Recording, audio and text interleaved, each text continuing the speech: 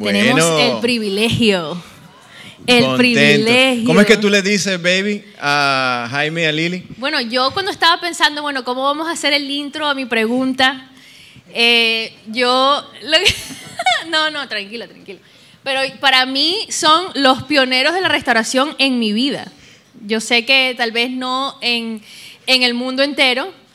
Y para ustedes, los pioneros de la restauración es Brother Mickey, ¿verdad? Pero para mí los pioneros de la restauración en mi vida son Jaime y Lili. Para quién tiene está de acuerdo con eso? Para la mayoría de nosotros. Entonces, si le damos la bienvenida de nuevo a nuestros pioneros de la restauración, Jaime y Lili.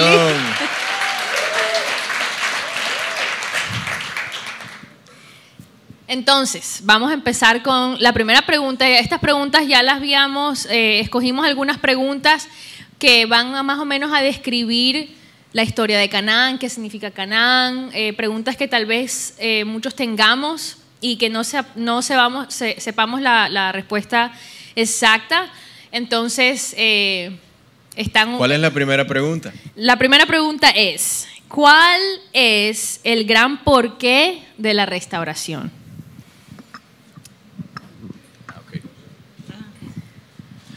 Buenas tardes. Bienvenido, pastor. Gracias. Gracias por invitarnos. Gracias. Yo voy a hacer como hace don Mario. Le voy a ceder la palabra a mi esposa primero. ¡Bravo! Yo estoy aprendiendo de usted, hermano. Buen maestro, don Mario. Mario, no le gusta que le digan don Mario. Mario. ¿Cuál es el gran porqué de la restauración?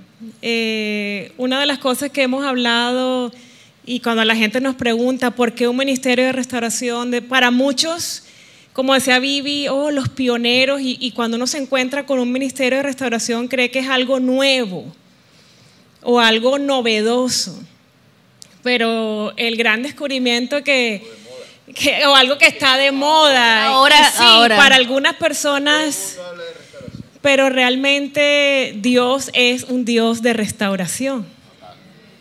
Dios es un Dios de restauración, o sea, no es nada nuevo, es parte de quien Dios es.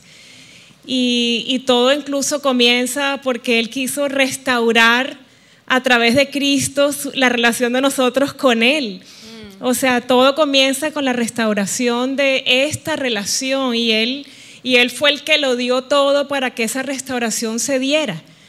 Entonces, ¿cómo no es posible tener una restauración matrimonial, ni familiar, ni con los padres, ni con los hijos, si esta restauración no hubiera existido primero? Amen. Entonces, Brother Mickey decía incluso que la restauración o un ministerio de restauración es muy lindo y todos cuando estamos en una crisis y estamos agradecidos que encontramos un ministerio de restauración, tanto nosotros como ustedes, pero Brother Mickey decía que los ministerios de restauración finalmente era como una excusa de Dios, porque finalmente lo que Él quiere es que le conozcamos. Y como la crisis termina siendo la oportunidad perfecta, porque antes estábamos completamente ignorantes de Dios o en la religión, como estábamos Jaime y yo, y muchos de los que llegan a Canaán vienen de una vida religiosa que no conocemos realmente a Dios. Entonces, cuando viene la crisis, es horrible, pero es lo mejor que nos termina, es lo mejor porque es una oportunidad. La restauración es una oportunidad para conocer al Padre, para que esta relación se restaure. Y como consecuencia de esta restauración, entonces todo lo demás cae por su propio peso.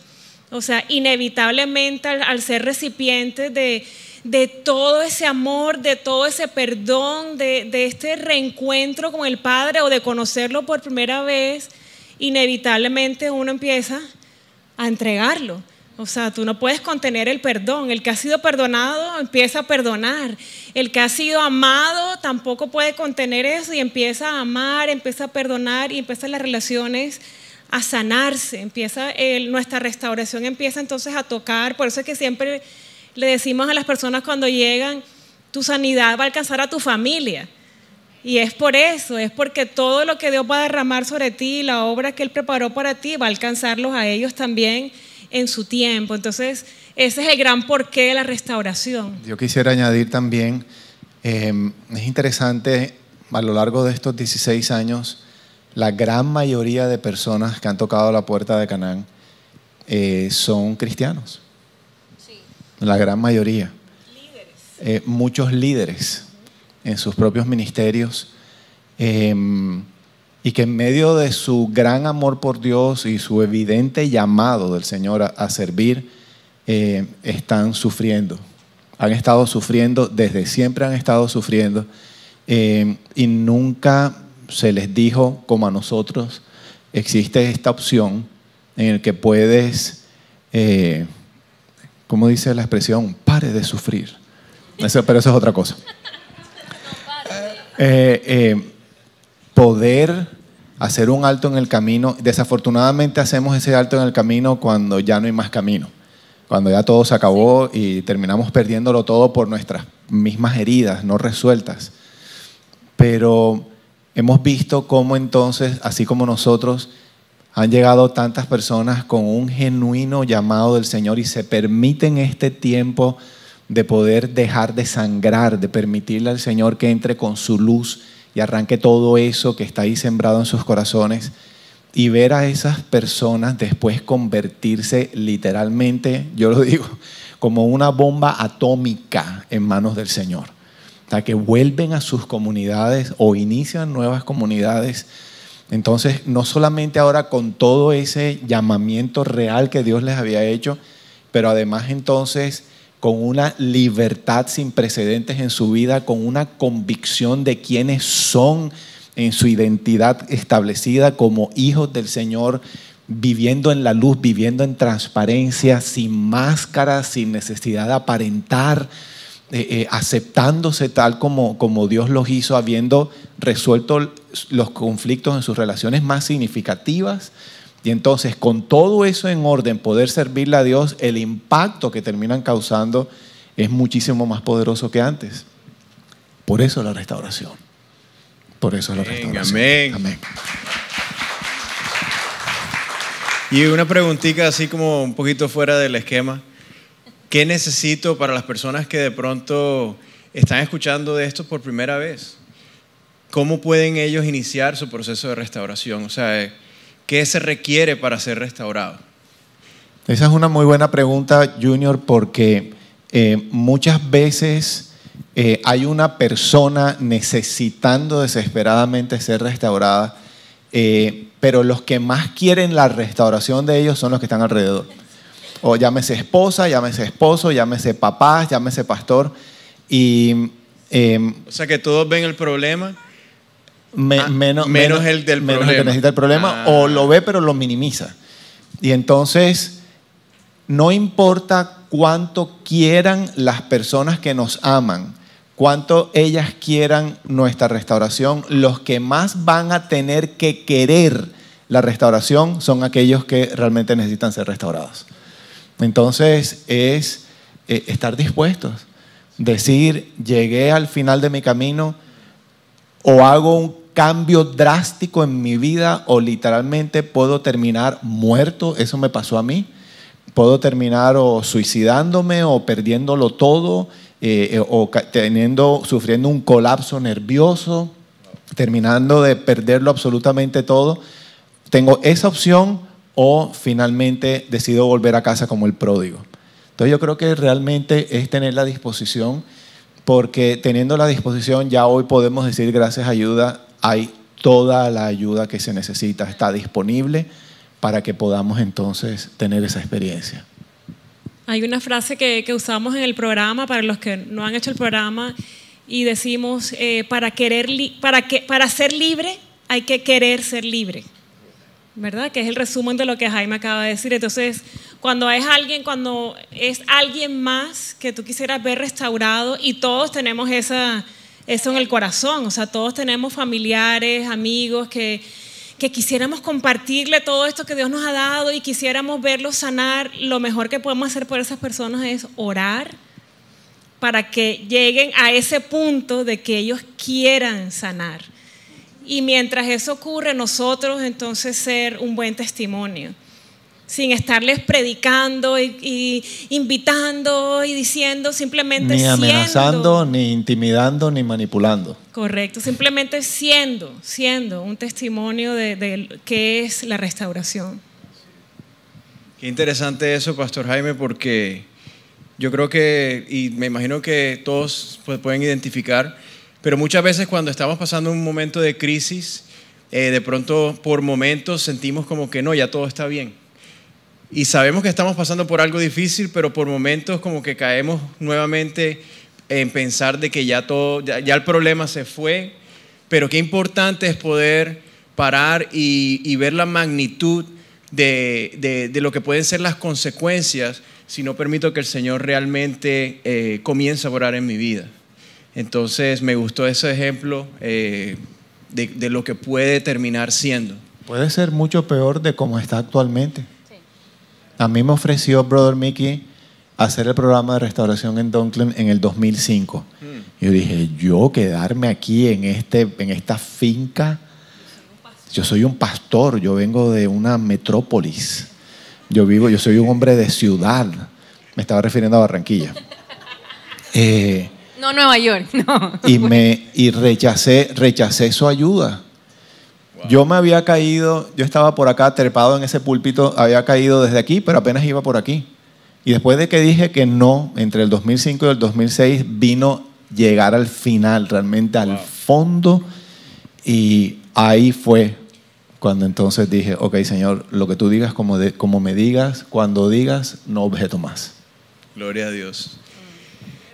Bueno, entonces la próxima pregunta, me imagino que es una pregunta que muchos han tenido, de pronto cuando escuchan Canaán y el nombre de este ministerio, e inclusive si estás acá celebrando este aniversario y nunca habías venido antes, queremos preguntarles por qué existe Canaán. Esa pregunta ¿Cómo empezó? ¿Por qué empezó? Esta pregunta ¿Por qué es existe súper Canaán? chévere. Yo un día me estaba bañando y se abrió el cielo. Y entonces vi cómo apareció el Espíritu Santo en forma de paloma y me dijo, inicia un ministerio de restauración. Eso suena muy lindo, pero así no fue. Me acuerdo que terminando nuestro tiempo en Dunklin, duramos 2 años y medio ahí. Se supone que debía haber durado 11 meses, pero yo era un personaje de aquellos que necesitó el triple del tiempo de todos los que iban a ese sitio. Y estando ahí, nos invitaron a venir a Miami, de hecho a Homestead, a comenzar a dictar unas clases de restauración. Y comenzamos a venir una vez al mes, después comenzamos a venir cada 15 días, después teníamos que venir todas las semanas, veníamos sábado. Veníamos el sábado tempranito y nos volvíamos sábado por la noche o a veces el domingo porque estábamos allá comprometidos con nuestro proceso. Y llegó el tiempo de salir de Dunklin. Y me acuerdo que pidiendo consejo de los ancianos de ese sitio, la conclusión fue, tú tienes que constituir una iglesia llamada como le quieras poner. Y nosotros comenzamos, bueno, yo me quedé con ¿Alguien te dijo eso. que tenías que hacer esto? ¿Cómo? ¿Alguien te lo dijo? Sí, fueron Brother Mickey y Mr. Hugh. Los dos ancianos de Dunklin. Esto es lo que tienes que hacer. No, pero es que solamente queremos dar unas clases, constituye una iglesia. Y constituimos Iglesia Canaan Church of Homestead, porque allá fue donde comenzó todo esto. Y en medio de ese ir y venir llegó el tiempo en que teníamos que mudarnos, ¿verdad? Y nos mudamos y comenzamos con las clases los sábados y después vino Sanidad Interior y comenzamos a tener una experiencia de que compartíamos intensamente con personas, pero después que terminaban el proceso las personas se iban, continuaban con su camino. Y Liliana y yo y las niñas continuábamos sintiéndonos muy solos. Teníamos ese dolor de ver personas llegar y compartir muy intensamente con ellas y después verlas partir. Y esto ocurría solo estábamos dictando las clases. Solamente dictábamos solamente las clases. empezamos el programa, pero los domingos pasamos a visitar diferentes iglesias, empezamos a rodar por todas las iglesias de Miami para ver si encontrábamos un lugar donde congregarnos. Y entonces, en uno de nuestros múltiples regresos a Dunklin que íbamos a visitar, hablando de nuevo con Brother Mickey, yo le decía, nos seguimos sintiendo muy solos, hay muchas personas que están pasando por el proceso, pero igual estamos muy solos. Y él nos dijo, necesitan una comunidad. Si han buscado por todo Miami y no han encontrado una comunidad a la cual pertenecer, porque hay muchas iglesias espectaculares, pero ustedes saben lo que es sentirse como una de estas cosas, no es como las otras, es diferente de todas las demás. Bueno, así tal cual nos sentíamos, que no encajábamos. Me tocaba obligar a Liliana y de las niñas, vamos a ir a la iglesia. Ninguno quería ir. Y entonces, o sea, después de todo lo vivido, ¿verdad? Después de todo lo vivido en Colombia y después de 2 años viviendo en Dunklin, donde fue una experiencia conociendo realmente a Dios y una experiencia conociendo un cristianismo sano, una comunidad sanadora. O sea, encontrar una iglesia era muy difícil. Y entonces íbamos, pero claro, o sea, yo tenía muchas heridas, ¿verdad?, de la iglesia, con las que no había lidiado. Entonces, cuando yo visitaba cada iglesia, yo sentía como que apenas comenzaba respirar. Como que yo sentía como les dije, yo no puedo respirar, me tengo que ir de aquí, yo no quiero estar aquí. Y amaba a esas personas. Amaba al pastor, eran pastores amigos, pero yo sentía como, me tengo que ir de aquí, yo no quiero estar aquí. Y si de repente íbamos 3 domingos, algunos de ellos querían como absorbernos, como ofrecernos que nosotros construyéramos el ministerio de restauración para ellos, pero eso no era nuestro llamado. Entonces nos tocaba llegamos a la conclusión de... Tenemos el consejo de Brother Mickey, si no encuentran una comunidad sanadora, tienen que iniciarla ustedes, porque ustedes no van a sobrevivir allá afuera sin una comunidad de restauración. Ustedes necesitan una comunidad donde seguir sanando. O sea que Canaán comienza por nosotros. Era la continuación de nuestro propio proceso de sanidad. La necesidad de tener una comunidad. La necesidad de tener una comunidad. Y ahí es donde entonces decidimos comenzar a reunirnos. Éramos 3, después 4, después 5. Nos reuníamos en esa misma casita donde hacíamos las clases. Nos comenzamos a reunir los domingos. Yo fui el primer director de alabanza también. Yo tenía mi ministerio de alabanza, que eran las hijas y los hijos chiquitos de las 3 o 4 familias que estaban yendo en ese momento. Y así comenzó Canaán. Y recordaba entonces las palabras de Brother Mickey cuando me dijo, funda una iglesia, porque no es suficiente, no va a ser suficiente el programa. Se necesita de una comunidad que abrace a los que están en su propio proceso de restauración. Y es bueno aclarar, o sea, la importancia de entender el cuerpo de Cristo, ¿verdad? Porque no había nada malo en las otras iglesias. Ellos estaban cumpliendo su función y eran iglesias de amor, y nos amaban y nos recibieron con amor, pero el llamado de ellos no era la restauración. Ninguna de esas iglesias su llamado era la restauración. Por lo tanto, por eso nosotros no íbamos a encajar allí y no era lo que necesitábamos. Y por eso Canaán nace como una iglesia para y por la restauración nuestra, y para todos aquellos que necesiten restauración. Ese es el cuerpo de Cristo, ¿no? Cada uno cumpliendo su función. Correcto. No somos mejores que nadie más. Me acuerdo en algún tiempo que comencé así como sentirme, estaba comenzando a caminar como pavo real, ¿verdad? Por todo esto que sabíamos, todo lo que habíamos aprendido. Y el poder de nuevo, porque ya habías hecho eso. Ya había tenido mi experiencia de pavo real y quedé trasquilado. Y estaba comenzando de nuevo porque veía la carne. No, veía ciertos comportamientos y actitudes en algunos de los líderes de la ciudad Y el Señor me dijo, tan pronto te sientes un poquitico mejor que ellos, ya estás peor que todos ellos juntos. Así que mucho cuidado, no eres mejor que nadie, simplemente te he llamado a algo específico, a cumplir una función específica dentro del cuerpo de Cristo. Y las ofertas, algunos de ellos también eran ofertas nobles, o sea, de abrazarnos para nosotros ser el ministerio de restauración dentro de ellos. Pero no era nuestro llamado, porque teníamos que crear una comunidad y un espacio donde cualquier persona de cualquier iglesia pudiera venir. No podíamos pertenecer a otra iglesia. Lo cual es un llamado súper único. Y era difícil porque no teníamos comida. O sea, lo fácil era ser contratados por cualquiera de ellos y recibir un sueldo.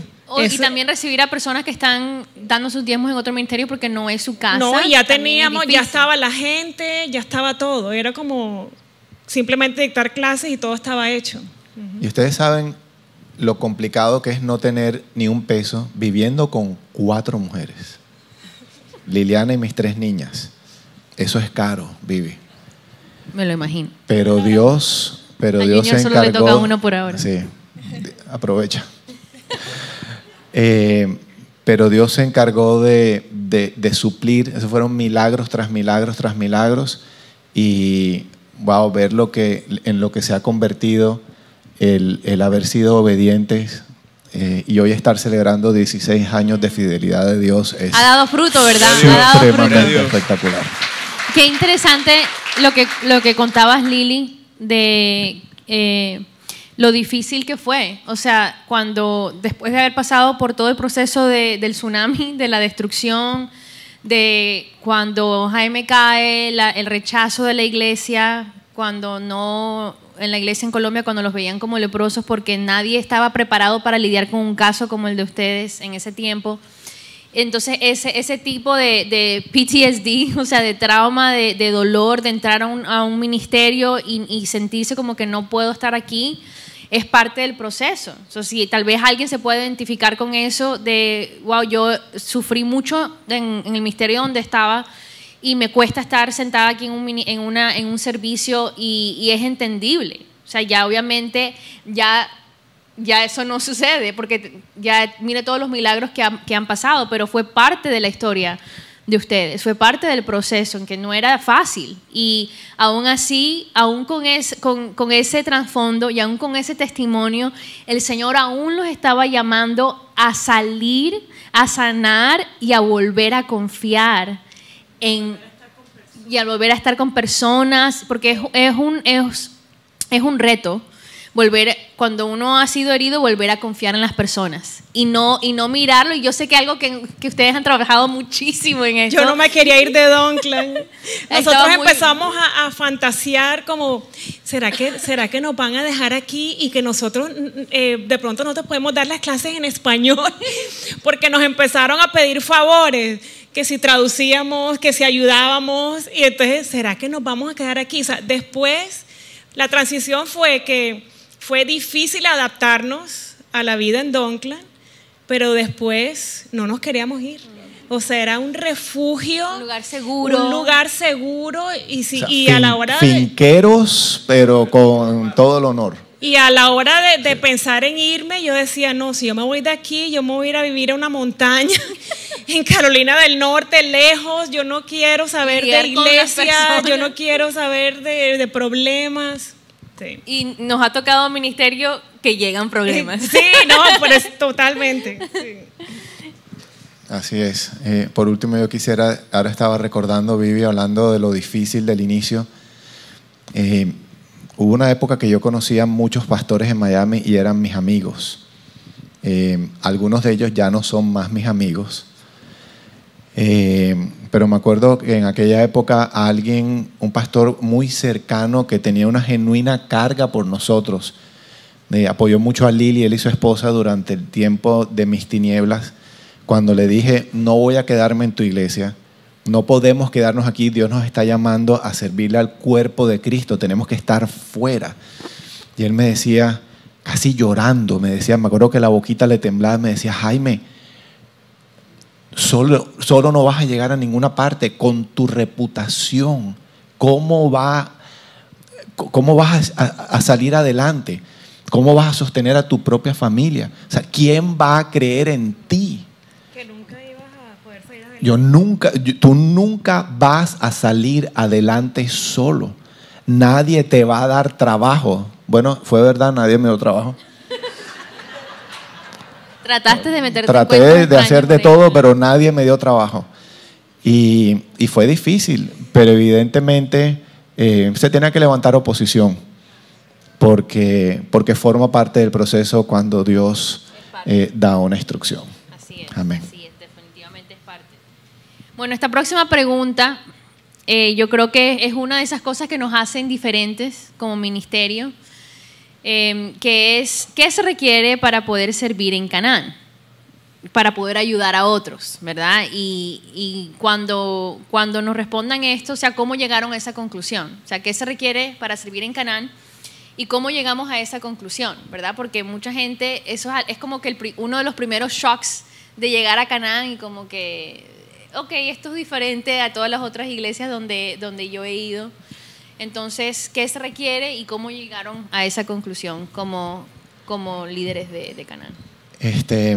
Buena pregunta, Vivi, porque normalmente, a ver, yo recuerdo cuando una pareja de amigos, bueno, y podemos decir el nombre, Gustavo Besa y Ana Paula Baladao. Ellos vienen del Brasil y vinieron aquí a Boca Ratón a comenzar una iglesia. Y antes de la primera reunión, ellos comenzaron a bombardear las redes sociales diciendo, vamos a comenzar esta iglesia. Entonces, si usted sabe cantar, contáctenos. Si usted sabe cuidar a los niños, contáctenos. Si usted sirve para tal cosa, contáctenos. Y antes de comenzar, ya tenían armado un tremendo equipo, ¿verdad? Y eso es lo normal, eso es lo que se estila hacer. Pero Dios nos llamó a hacer contravía. A nosotros. Entendemos que somos una ciudad de refugio.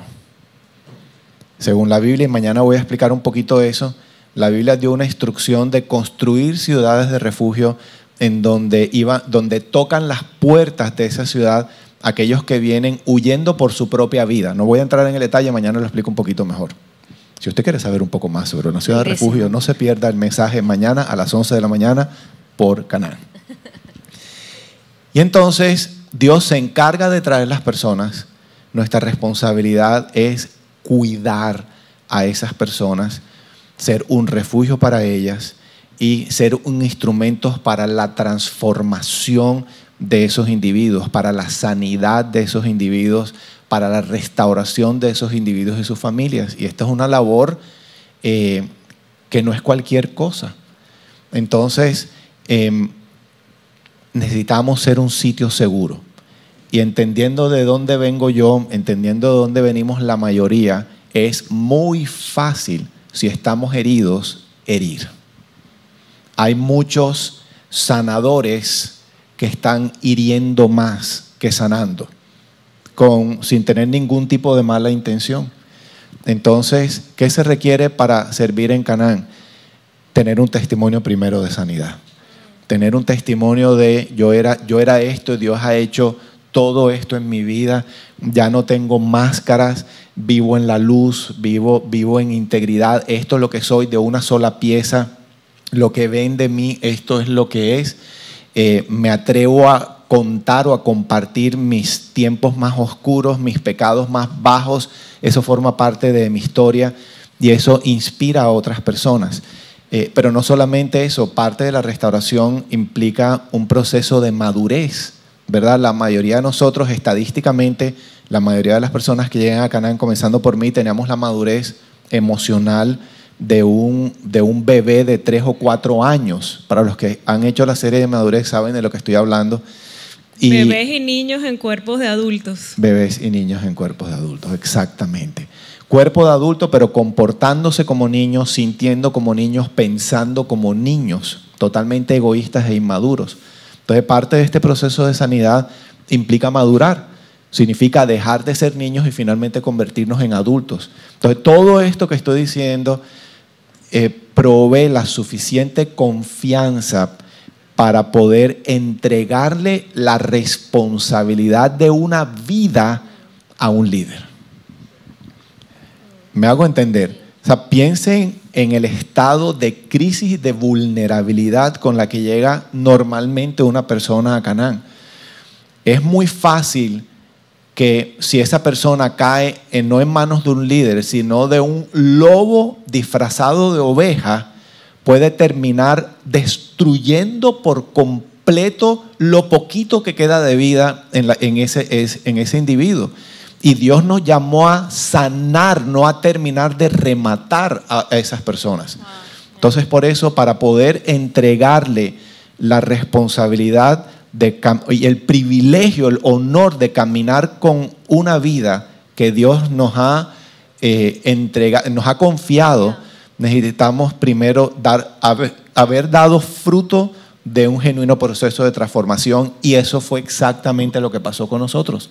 Nosotros duramos 2 años y medio encerrados en Dunklin, figurativamente hablando, dedicados por completo a nuestra sanidad, y después de eso que habíamos recibido, tuvimos el privilegio de poder compartirlo con otros. Entendemos y sufrimos las consecuencias de lo que es llegar a una iglesia cristiana, pasar al frente, hacer la oración, ¿verdad?, de que recibimos a Cristo, y al poco tiempo ya estar sirviendo.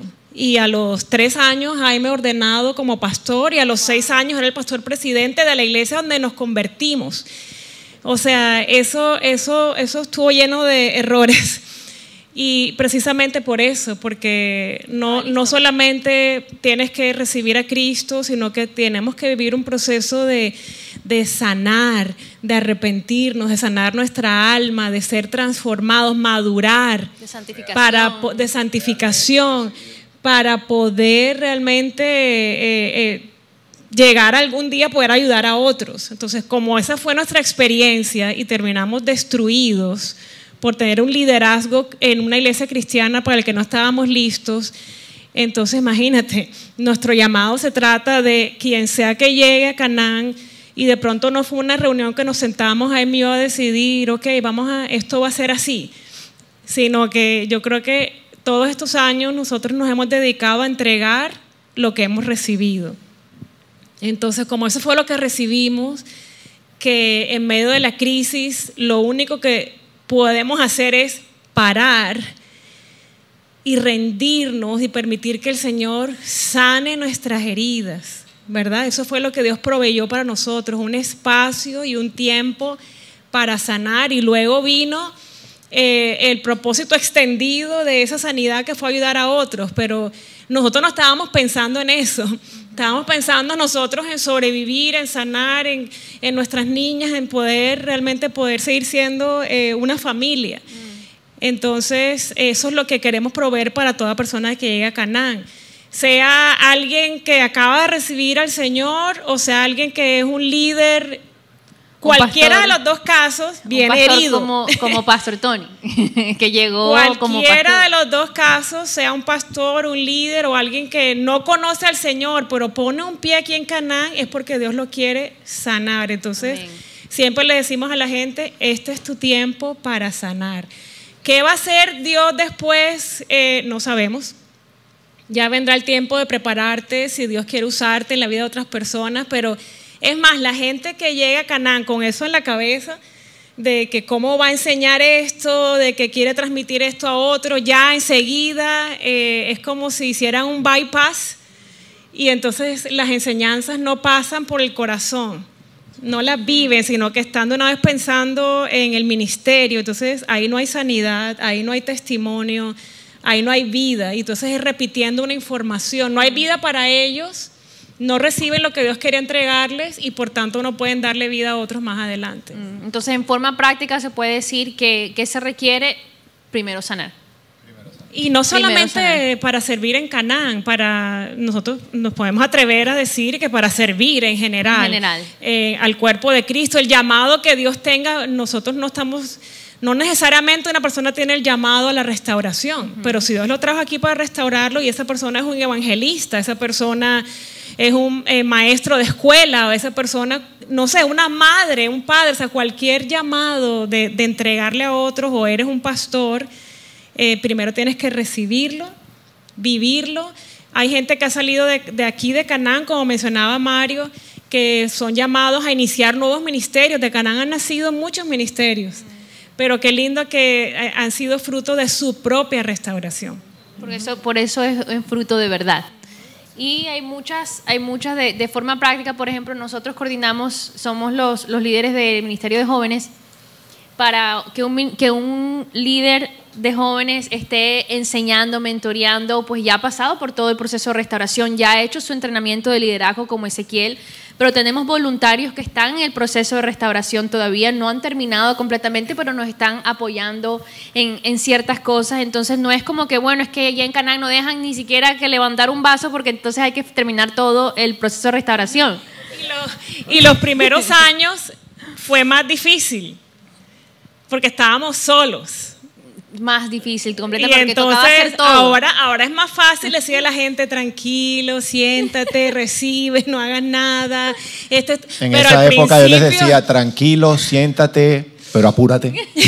Sana rápido, que necesitamos sana apoyo. rápido, necesitamos ayuda. Se me recuerda a una frase que tenemos acá, que dice que muchas personas pasan por el programa, pero no todas permiten que el programa pase por ellos. O sea que es posible que vivamos muchos años de cristianos, hayamos confesado a Jesús como nuestro Salvador y nuestras vidas permanecen iguales. Entonces la invitación es a que esto, ¿verdad?, baje del concepto a una realidad en nuestro corazón y realmente podamos tener un testimonio para entonces poder ministrar a otros y servir a otros a partir de nuestro testimonio y lo que Dios ha hecho en la vida de nosotros. Esa es una buena manera de explicarlo. Yo quiero decir algo que al que le estábamos hablando. Todo lo que acabamos de decir, eso es lo que Dios ha puesto en nuestro corazón, y quiero agregar algo más. ¿Cuándo es un buen momento para servir? ¿Cuándo se acaba ese tiempo porque cuando llegan las personas a Canaán siempre les decimos, este es tu tiempo, enfócate en ti, Dios y tú, ¿verdad? Ustedes todos han escuchado esa instrucción. ¿Cuándo se acaba eso? Eso en algún momento se tiene que acabar, ¿verdad? Pero ahí está la relación con Dios. Cuando Dios ponga en el corazón, es tiempo de empezar a dar, y ese tiempo llega. Qué peligroso es cuando nos cerramos a escuchar que ese tiempo llega. Y hay personas que se quedan patinando y no estoy listo, y pasa un año, 2, 3, 4 y no estoy listo. Eso es peligroso, porque cuando llega el momento de empezar a darle a otros, realmente no es porque Dios necesite que yo le dé a otros. Yo necesito darle a otros. O sea, para Jaime, para mí, o sea, que exista Canaán era para nosotros seguir sanando. Jaime y yo hemos sido los que más nos hemos sanado en estos años. O sea, el que más se sana es el que está enseñando, el que está liderando el grupo. O sea, llega un momento en el camino de la restauración. No es que alguien se gradúa y ya está listo para servir, no. Cuando Dios dice, es tiempo de empezar a darle a otros, hay que obedecer. Porque esa es la manera como yo me sigo sanando. Mientras yo le doy a otros, esto ha sido esos 16 años para nosotros. Son 16 años, estuvimos 2 años y medio encerrados, sí. Pero estos otros 16 hemos seguido sanando mientras servimos. O sea, Dios me sana mientras me usa sanando a otros. Entonces es importante eso, ese día llega, y estar atentos a los oídos abiertos al Señor cuando es mi tiempo de servir. Y no caer en la mentira y en el engaño del enemigo de no estoy listo, no estoy listo, ¿quién dice que estoy listo y que es el tiempo para servir? El Señor. Y ser obedientes. Un aplauso, eso se merece un aplauso, está clarísimo, ¿verdad? Está clarísimo. Y de manera práctica, cuando les pregunten por ahí qué se requiere, tener un testimonio de restauración. Es como que la mejor manera, me encanta esa manera de poderlo explicar, porque no es de que tienes que terminar esto y esto y esto, sino tenemos que tener un testimonio de restauración para poder me encanta esa respuesta, porque a veces uno piensa que, ok, si completo el curso, entonces de El pronto check me van a mark, tener el en check cuenta. Y yo quisiera hablar un poquito sobre eso. Sí. ¿Tengo tiempo? Sí, dale. Siga, pastor, siga. Le damos permiso, le damos han permiso.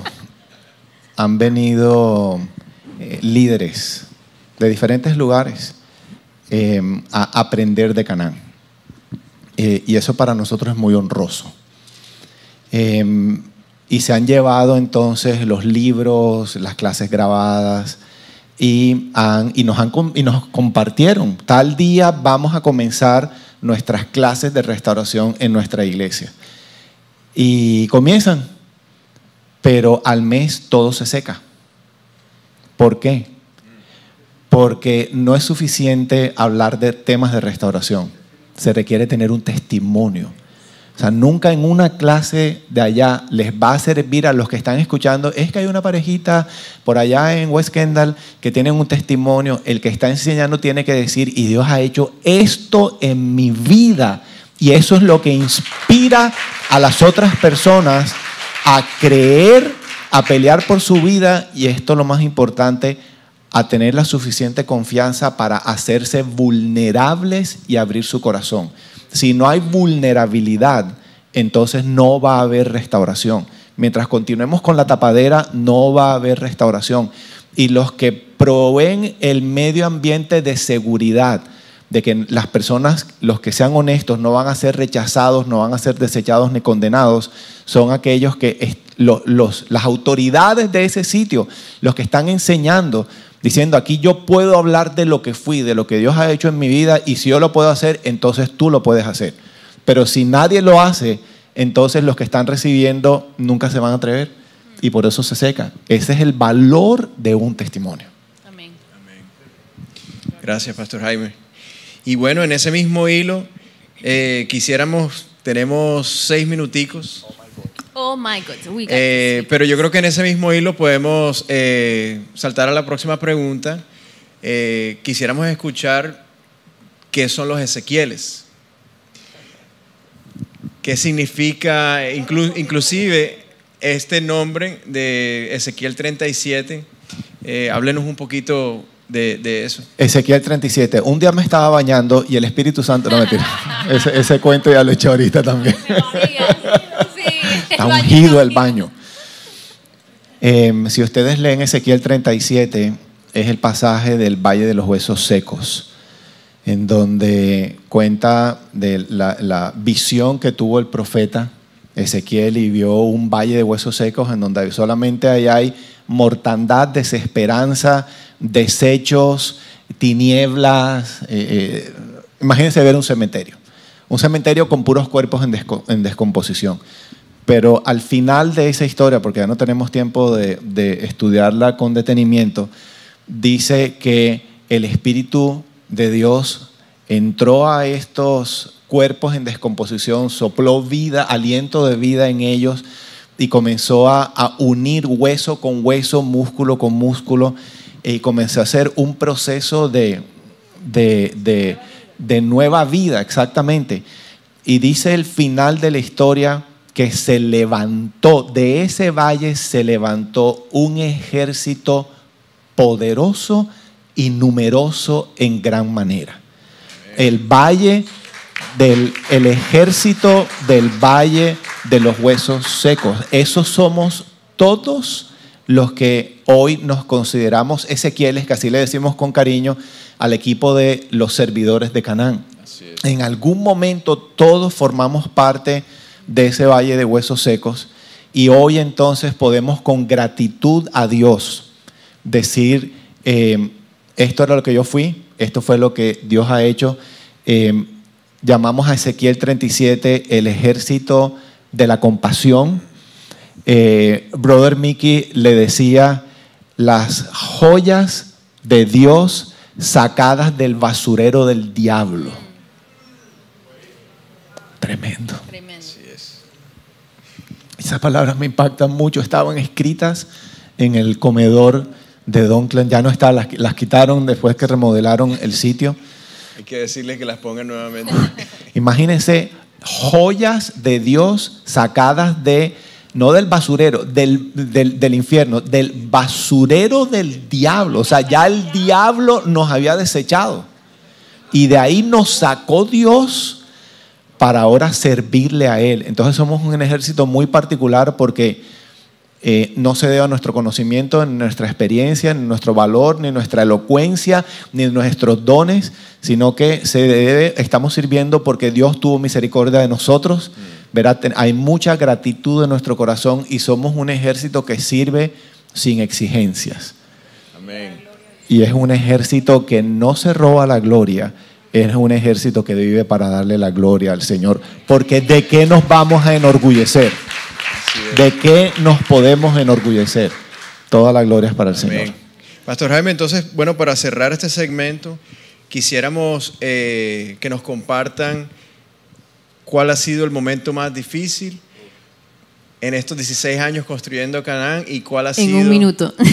¿Y cuál ha sido una de las más grandes alegrías? Sí, las dos cosas. ¿Cuáles han sido los momentos más difíciles de todos estos 16 años y los momentos con más alegría de construir Canaán por estos 16 años? Yo me acuerdo cuando le compartimos a Brother Mickey de lo que veíamos, del llamado, porque él nos preguntaba, ¿cuál es el propósito extendido de la restauración de ustedes? Empiecen a orar y empezamos a compartir de que Dios nos hablaba, que nos iba a usar y que íbamos a tener un ministerio de restauración, de familias, que personas con situaciones similares a la nuestra iban a tocar nuestras puertas y que Dios iba a usar el testimonio, etcétera. Entonces él nos dijo un día, el ministerio de restauración es un ministerio precioso, pero es un ministerio de grandes alegrías y de grandes tristezas. Yo creo que después de 16 años lo tenemos clarísimo. Sí. Han sido 16 años de grandes alegrías y de grandes tristezas. ¿Cuáles son las tristezas? Pues tiene que ver con el tipo de ministerio. Estamos trabajando con personas heridas y los heridos hieren, ¿verdad? Entonces es muy común. Nos ha pasado en estos 16 años y seguirá ocurriendo porque es como intrínseco del ministerio, que va a haber de los heridos que llegan, algunos se van a sanar y otros no. Y otros, entonces, tal vez la experiencia de cuando has dado la mano y te muerden la mano. Creo que esa ha sido la experiencia dolorosa, pero realmente si nos ponemos a pensar en 16 años, han sido muchas más las alegrías que las tristezas, pero lejos, lejos, lejos, lejos. O sea que podemos contar con los dedos de una mano los momentos muy dolorosos del ministerio, pero de resto han sido alegrías y alegrías. Milagro. O sea, ver las familias restaurarse, ver rostros que llegaron como nosotros, es que es ver la historia que se repite y una otra vez, o sea, rostros desfigurados de tristeza y de llorar y desesperanza y ver semana a semana que los rostros van cambiando, que las personas, Jaime dice, ya se están maquillando otra vez, Lili. Cuando las mujeres vuelven a sonreír, ver los niños, hemos visto niños tristes y ver esos niños reír otra vez y los jóvenes y los esposos nuevamente abrazándose, o sea, esas escenas. Por la iglesia con su familia. Nosotros, Dios nos ha dado el privilegio, porque realmente es Él el que sana.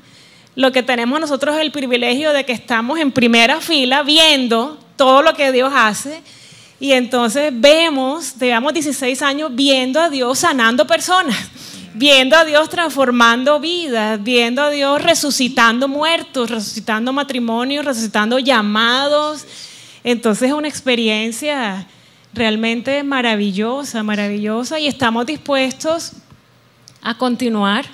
Gloria a Dios. A seguir celebrando la fidelidad de Dios, a seguir viendo milagros, sabiendo que a veces tendremos que llorar porque es parte del ministerio y vamos a tener que tener esas partes de este mundo caído, ¿verdad?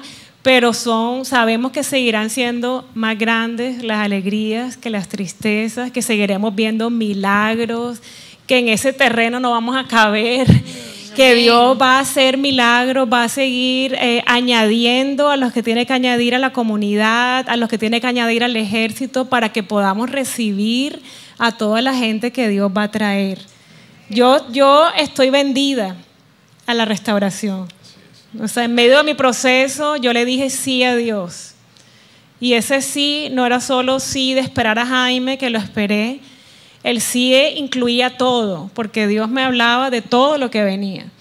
Entonces, yo declaro en el nombre de Jesús que asimismo ustedes están diciendo sí. Sí para Dice hoy, sí. pero sí para los que vienen, que sigamos orando por los que vienen, por el propósito extendido, que siempre los que se están restaurando o incluso los que ya están sirviendo, no dejen de orar por cuál es el propósito extendido de mi restauración, cómo es exactamente como Dios me quiere usar y seguir en ese camino, porque nunca podemos pensar que ya Dios terminó, que ya terminé el programa. O sea, tener un programa es maravilloso, tener quien nos guíe, quien nos pide una tarea. Yo sé que no les gustan a veces las tareas, pero es una bendición tener tareas y que estén caminando de la manito conmigo, pero esa etapa termina cuando ya no me piden tareas, cuando ya nadie me pide el journal, cuando ya no hay un grupo de apoyo. ¿Qué voy a hacer? Ese es el gran reto, porque ahí la restauración... Ahora, Ahí es cuando el programa comienza. ahí es cuando el programa comienza, mi propio programa.